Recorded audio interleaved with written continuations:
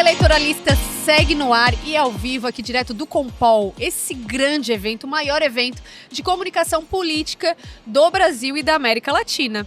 E agora a gente vai falar de um tema que é importantíssimo não só para quem é do direito eleitoral, mas especialmente para quem trabalha com campanhas eleitorais. E às vezes acha que é só uma propaganda eleitoral irregular, não vai dar muita coisa, não vai dar nada. E eu chamei aqui um cara, além dele ser um grande advogado eleitoralista, ampla experiência em campanhas eleitorais majoritárias, inclusive já atuou em campanhas presidenciais, Presidência da República, Governo de São Paulo, ao Senado, secretário da Comissão Especial de Direito Eleitoral da OAB, membro da Abradep, grande referência de todas e todos nós do direito eleitoral brasileiro, e é um cara que fala justamente sobre isso, falou aqui no Compol na palestra sobre alinhar estratégia jurídica, estratégia de marketing, de campanha e essa análise de riscos. E eu chamei aquele para ele falar o quê? Ora, afinal, a propaganda eleitoral, o ilícito de propaganda eleitoral, uma propaganda irregular, pode gerar cassação e inelegibilidade? Tá todo mundo achando, é só uma propaganda, vale o risco. Será que vale? Dr. Leandro Petrin, muito bem-vindo ao A Eleitoralista. Muito obrigado, Amanda. Uma honra estar aqui no Eleitoralista. Eu que sempre assisto, sempre acompanho, sou, enfim, um fã, né? Poxa, muito honrado estar aqui. Até falei, não tenho nem roupa para vir aqui no programa da Amanda. Enfim, muito legal mesmo. Vai ser muito feliz aqui em poder conversar contigo hoje. Que maravilha. Seja muito bem-vindo sempre. É uma honra minha, né? Eu estava dizendo agora aqui há pouco como as coisas vão acontecendo de uma forma especial, né? Às vezes as pessoas que a gente admirava, vinha o primeiro Compol e agora eu tô aqui, né? Participando, entrevistando. Então isso é fantástico. É um evento como esse proporciona esses momentos, né, doutor Leandro? Doutor Leandro Pé Quente também chegou ontem para assistir o jogo da Seleção Brasileira com a gente. Então aí, só vantagem. Então vamos lá. Vamos começar aos poucos. Quais são as sanções mais comuns, as punições mais comuns para quem não respeita a regra de propaganda, para quem faz alguma coisa ali que a lei eleitoral proíbe? Então, via de regra, multa ou a própria exclusão da propaganda. Então vamos pensar aqui, né? E eu acho interessante porque a gente tem, hoje, ficou uma lógica um pouco de muito coisa da internet, né? Não, propaganda na internet, a rede social e tal. E eu tenho conversado aqui com muitos consultores políticos e o que a gente consegue às vezes extrair, Amanda, é que a propaganda nada mais é do que um ecossistema que se retroalimenta. Então, por exemplo, né, eu digo que a campanha eleitoral ela está nas ruas, nas redes e nos veículos tradicionais de comunicação. Nas ruas, com comício, com panfletagem, com carreata, passeata, wind banner, aquele todo um visual que as campanhas de propaganda devem ter. Carro de som. Nas redes, por meio, né, das páginas pessoais dos candidatos, dos partidos políticos, os militantes, né, no seu direito à livre expressão, de manifestação de um candidato, repostar, enfim, dar a sua opinião. E nos veículos tradicionais, quando se tem os debates, quando se tem as entrevistas, a cobertura que o rádio e a televisão, o podcast, quando chama os candidatos, e o horário eleitoral gratuito no rádio e na televisão, tanto por meio da propaganda no bloco, quanto das inserções. E é interessante que, por vezes, o que eu vou fazer na rua vira um trecho para o meu horário eleitoral gratuito. A minha rede social me mobiliza para um próximo evento. Um corte do debate vai para o horário eleitoral e para a internet. Então, veja que é um momento de retroalimentação, né? As várias formas, os vários tipos da propaganda, elas alimentam este conjunto. Um antigo consultor político fala que propaganda eleitoral é a arte de falar a mesma coisa de forma diferente. Né? Diferentes meios também. Pelos diferentes meios, porque a linguagem da rede, sem dúvida nenhuma, ela é diferente do rádio, da televisão, que é diferente na rua, enfim. Então, mas é a arte de comunicar a mesma coisa pelos vários veículos, pelos vários meios. E as ilicitudes podem estar em qualquer uma dessas. Por exemplo, quando no horário eleitoral gratuito eu coloco um apoiador que ultrapassa os 20% do horário. Então, é a remoção daquela propaganda no horário eleitoral gratuito, por exemplo. Quando num debate eu faço uma ofensa e há o direito de resposta no próprio debate. Quando, por exemplo, eu vou na internet e faço um impulsionamento negativo contra o meu cliente... E aqui não estamos falando da calúnia, injúria e difamação.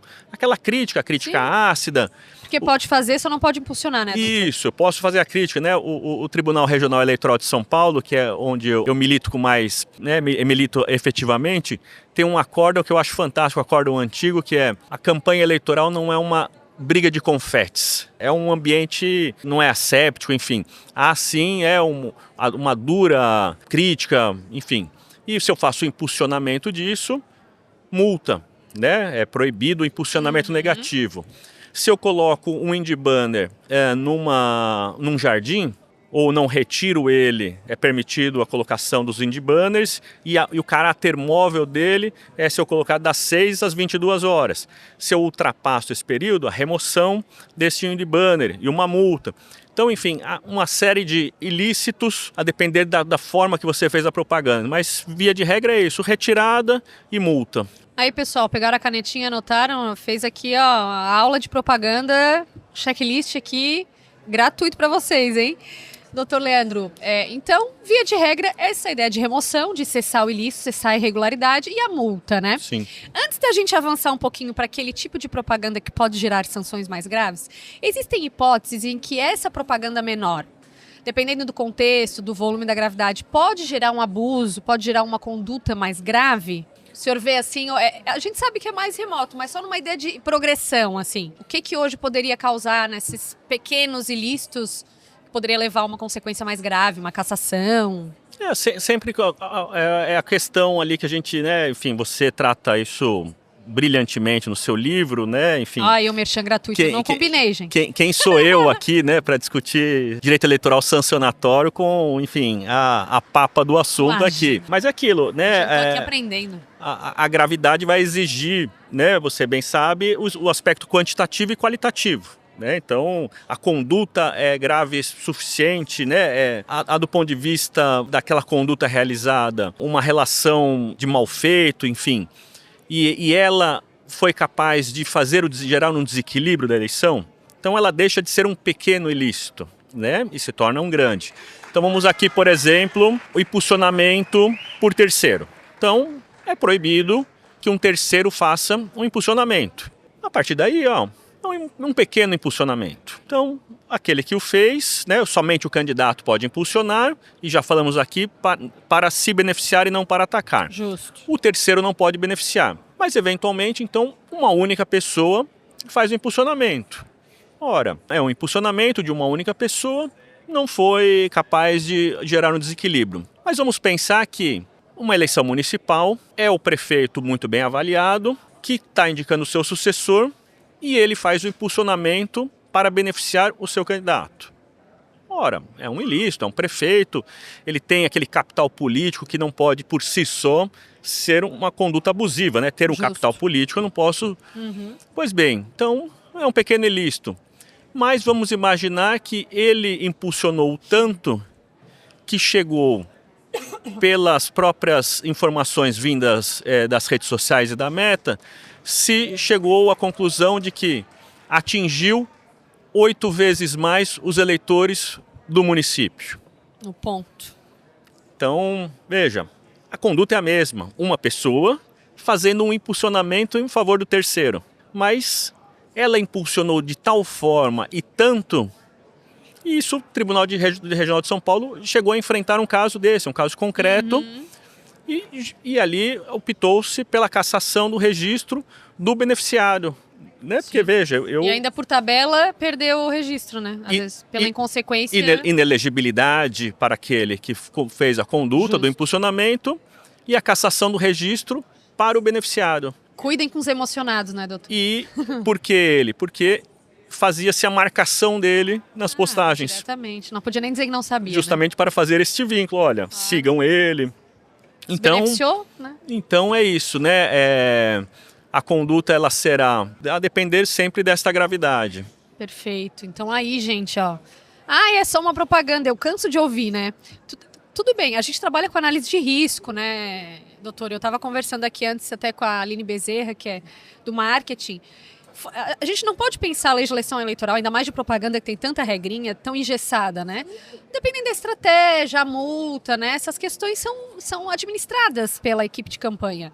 Agora, tem que cuidar porque isso pode se ultrapassar para um risco, né? Um risco mais grave, uma conduta reiterada, uma conduta que tem esse impacto, né? Pode sim, uma propaganda eleitoral irregular pode chegar numa sanção mais grave, né? Que é cassação e a inelegibilidade. E o que eu tenho, fez parte inclusive da minha fala aqui com os consultores políticos, enfim, eles não gostam de serem chamados de marqueteiros, né? Aí eu uso estrategistas.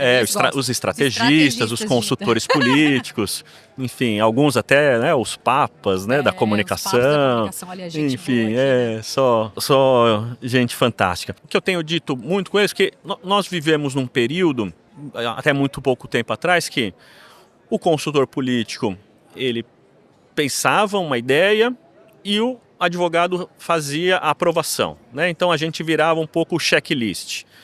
Ver a metragem, ver se o número do nome do vice está no tamanho, decibelímetro de carro de som, né? Hoje, com a velocidade das campanhas, isso não faz mais sentido.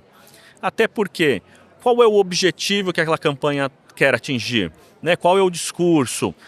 Onde as pesquisas qualitativas dizem que machuca o concorrente? Onde as pesquisas qualitativas dizem que atacam o nosso cliente? Né? Então, o que eu posso, eventualmente, deixar passar do ponto de vista de uma reclamação judicial ou aquilo que eu preciso, olha, esse tema aqui tem que eu preciso proibir que a outra campanha fale. É um risco que nos corre, isso aqui né? nós não podemos aqui. Então, é fundamental que hoje os advogados estejam sentados à mesa da decisão, da estratégia. E hoje... Nós somos estrategistas também, né, doutor? Claro. Nós Porque somos jurídicos. Porque, veja, para fazer esta análise de risco, para saber aonde machuca, porque o tempo da política é diferente do tempo judicial. Perfeito. Por vezes, nós vamos ganhar uma ação no TSE. Olha, essa ação aqui, eu sei que eu vou ganhar no TSE pela jurisprudência, mas aquela liminar que tirou aquela propaganda gerou um efeito político tão grande que eu vou ganhar a ação depois, mas a eleição passou. Justo. E o prejuízo político ficou. Então nós também precisamos ter essa sensibilidade do olhar, né, político, saber as dores, né, da equipe de comunicação, porque o nosso tempo é um tempo diferente. Por vezes, uma postagem na rede social, até a gente fazer a petição de remoção, fazer a distribuição e despachar com o relator, sair a liminar e ele mandar retirar em 24 horas. O 24 horas nas redes, às vezes é o... Foram 3 dias. Já causou, foram 3 dias. E a pancada ficou. Né? Então, esta análise precisa sempre ser sopesada, sempre pensada, né, de forma coletiva, de forma conjunta com as campanhas. Tô lendo perfeito, assim, porque às vezes a gente tem ainda uma resistência, talvez, do jurídico, assim, quer engessar, não pode. E não é a ideia de incentivar ilícitos ou incentivar a descumprir legislação eleitoral. Do contrário, é essa análise de realidade, o tempo da decisão, o tempo da campanha. A campanha que é a vida das pessoas, né? É uma profissão, é a vida. Então, essa ideia de criminalizar muito, então não, a legislação tem que prevalecer as questões. E a gente ainda tem um monte de regrinha de propaganda, né, que às vezes está obsoleta, né, então assim, e é muito bacana conversar com alguém que tem essa percepção. Eu acho que o Compol promove esses eventos que a gente vai saindo um pouquinho da caixinha do jurídico, né, e eu vou pegar um gancho aqui. E só para complementar, claro, com certeza. Né, já que você citou que acompanhamos o jogo da Copa do Mundo, estamos em fase de Copa do Mundo. Estamos todos felizes hoje, né? A falta faz parte do jogo. Arrasou, a falta faz parte do jogo. Por vezes eu preciso matar uma jogada. Às vezes eu tomo um cartão amarelo e ok. Como a gente diz aqui, o Manezinho matasse a pau agora. Faz parte. Se tivéssemos feito uma falta na Copa passada, não teríamos tomado aquele gol. E aí tinha o famoso matar a jogada. Olha o VAR da eleitoralista aí, viu, gente? Isso, então, né, nós precisamos ter essa percepção. Olha, às vezes vale o risco, vale a multa e tal. Aonde nós vamos, né, atravessar o Rubicão? Aonde nós vamos ter o molho problema? Pezinho ou atravessa, Isso, né? Perfeito. Doutor Leandro, vamos agora fazer o gancho pro pessoal. Então, beleza, a gente viu as principais punições, que pode dar um BO maior. E quando que a propaganda, desde já, algum tipo de propaganda ilícita, pode já dar um BO maior? Que tipo de tecnologia que, se você usar aqui mesmo que for, já pode dar ensejo a uma ação mais grave? Sim, né? Estamos lembrando aqui que estamos naquele famoso período de pré-campanha, que em tese, né, e bem em tese, nós poderemos falar sobre nossas plataformas, né, os candidatos, as realizações, o que fez, o que pretende fazer, se anunciar como pré-candidato, fazer reuniões em ambientes fechados para organização, programa de governo, os parlamentares dizer os seus feitos, enfim, né, o proibido seria o pedido expresso de voto. Aí o nosso glorioso TSE vai dizer a teoria das palavras mágicas, né? Vamos juntos, apoiem, o foguete não tem ré. Quando que eu leio o foguete não tem ré? O que isso tem? Pedido de voto. Né? Pedido não tem, o foguete não tem ré. É pedido explícito de voto. Enfim, eu faltei nessa aula de português. Né? É difícil, é difícil. Mas a gente quer defender, mas às vezes também não dá. Não dá. É de fato uma interferência no debate, Demais, né? no debate. Porque veja, a pré-campanha ela começa quando? No dia seguinte da última eleição. Não é sempre isso. O que ganhou vai começar a sua pré-campanha fazendo um bom governo.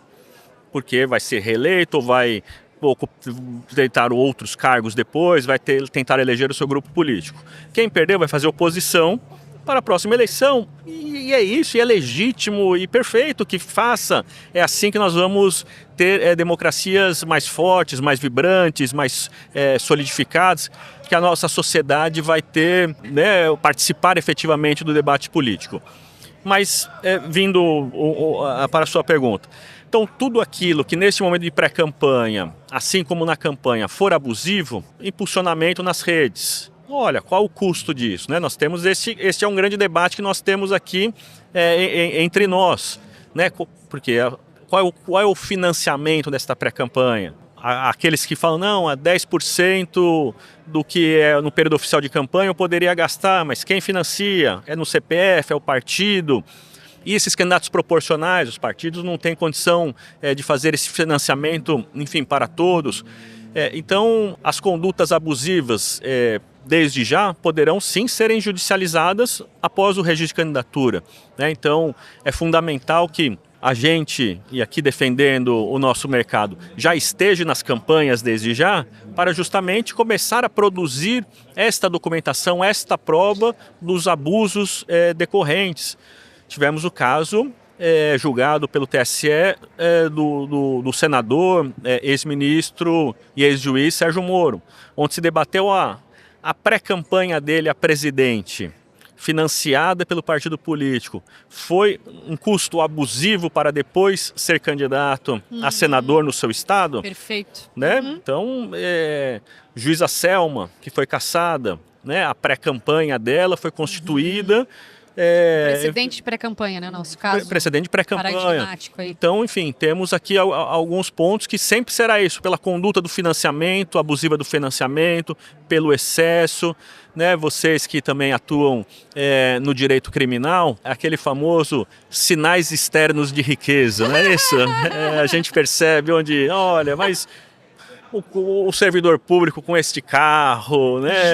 Com essa casa, com o jet ski, não condiz com são os sinais externos de riqueza. E na campanha a mesma coisa, né? Os sinais externos desta riqueza, desse excesso, desse volume que precisa, né, ser produzido a prova, porque é isso, né? Não podemos aqui, né, e nem defendemos que se casse ninguém por presunção, né? E precisamos ter ali o conjunto probatório bastante robusto.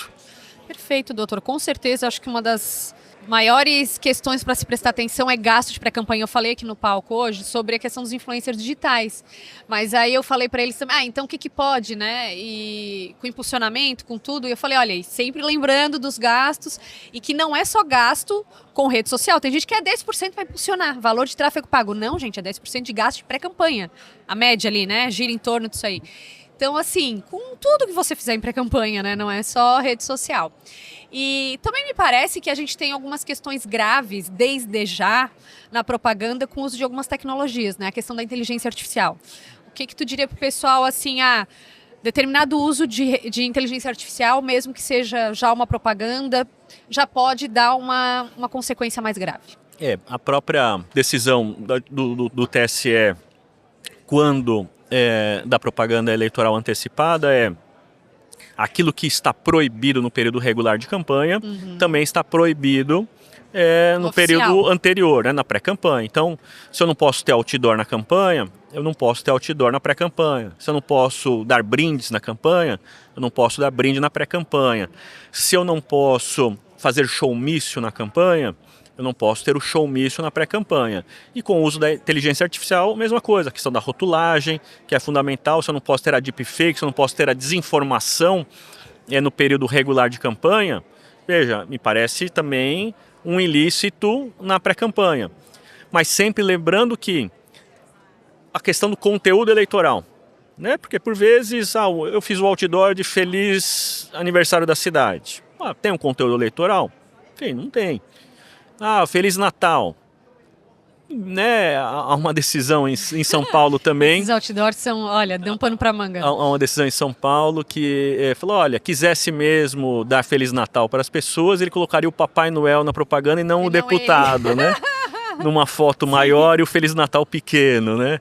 Com lembretes de, olha, que o ano seja próspero, com muita saúde, né? Enfim, com... Sim, bota o carão lá. Uma propaganda ali subliminar. Mas tirando, obviamente, essas exceções, não tendo um conteúdo eleitoral, ok, faz parte, é um indiferente eleitoral. Não vamos discutir isso em outra seara que não no campo da justiça eleitoral. Mas com relação ao uso da inteligência artificial, é isso. Tem um conteúdo eleitoral, ela era proibida no período regular de campanha, então ela também não pode ser aqui. E relembrando toda a nossa conversa, a conduta reiterada, a conduta abusiva, ainda que no período que antecede o início da campanha, pode ser debatida no período regular de campanha. Os cortes do Pablo Marçal. Né? Os cortes do Pablo Marçal, que nada mais era um campeonato, onde, embora não se teve a prova da remuneração, porque embora tenha sido dito, mas não se tenha provado efetivamente a remuneração das pessoas, o abuso se deu dos meios de comunicação por conta do volume, do excesso. Petrim, mas o soco, né, do braço esquerdo no braço direito no Tubarão, se o Ayrton Senna errou a postagem, se eu fiz uma corrida com o braço no alto, isso não tem viés eleitoral. Você acabou de dizer que, só que lá ele fazia a hashtag Pablo Marçal Prefeito, que foi o que deu... E marcava os perfis, né? Remetia os... Isso, e que dava conduta ilícita, né? O abuso se deu por esta hashtag. Não, e às vezes bastava... Perfeito, às vezes basta essa publicação, não precisava nem ter muitas para... E no caso dele... Ainda foi muitas, ele ali... Foi um mar, né? Você entrava na internet, era só... Ele completou o tabuleiro de listas ali, né? Sim. Fantástico. Eu acredito que também a questão da deepfake, né? O uso que... Se é uma das tecnologias que a gente pode dizer que é absolutamente vedada, essa técnica de alterar rosto e voz, qualquer que seja a técnica utilizada, o programa, e simular algo que não existiu, que a pessoa não fez. Claro. E aí eu acho que esse talvez seja o maior alerta de um BO grande já de partido, né, doutor? Sim. Que é aquilo que leva o eleitor a erro, né? Porque assim, nós advogados, os consultores políticos, nós temos que entender que a propaganda eleitoral não é um direito do candidato, é um direito do eleitor. O eleitor que tem que ser bem informado, porque quanto mais informação ele tiver, melhor será a decisão que ele vai tomar.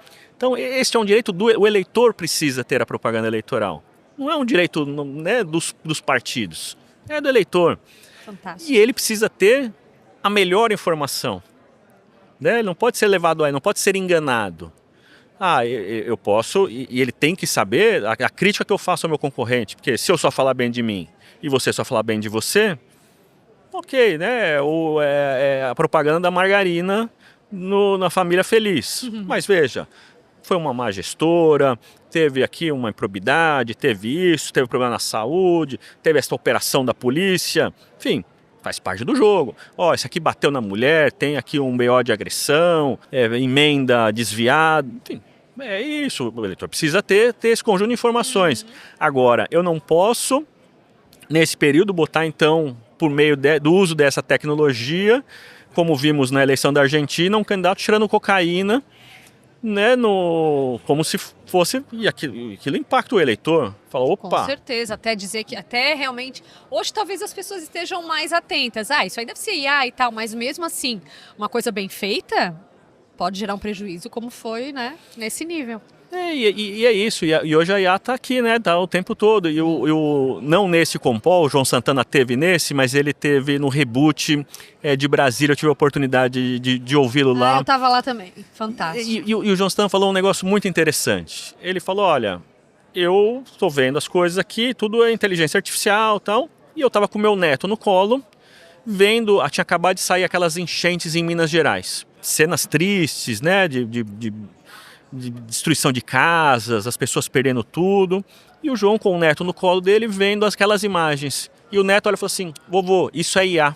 Então, veja como nós perdemos esta noção. Sim. Né? Do que é real e do que não é mais real.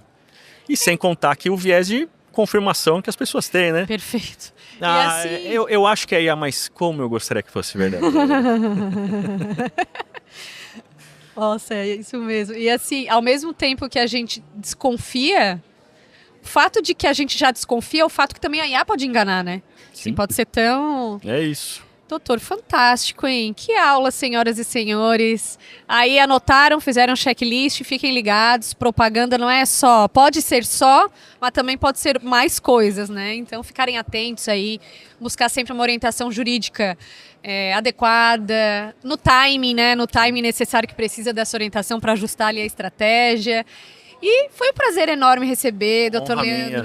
Fiquei muito feliz por ter dado certo. Sim. E te despede aqui dos nossos ouvintes e das nossas ouvintes. Sim, um abraço à seleta audiência. Obrigado mais uma vez pela oportunidade. Estou sempre à sua disposição, Amanda. Imagina, eu também agradeço mais uma vez, foi uma honra enorme, tenho certeza que todo mundo que vai ouvir esse episódio vai adorar. E esse foi mais um episódio do A Eleitoralista aqui ao vivo, diretamente do Compol, com o apoio aqui de todo o país. Dr. Leandro Manzano lá do Tocantins, Dr. João Lopes da Bahia, Dr. Fabiano Faz com o Instituto Pró-Mandato lá do Rio Grande do Sul, Salt Comunicação que cuida aqui de toda essa minha produção visual e ainda tivemos uma vinícola da Serra Catarinense, a Leone de Veneza, vinhos italianos sendo servidos aqui pelos meus convidados. Fiquem atentos e atentas que tem muito episódio ainda pela frente.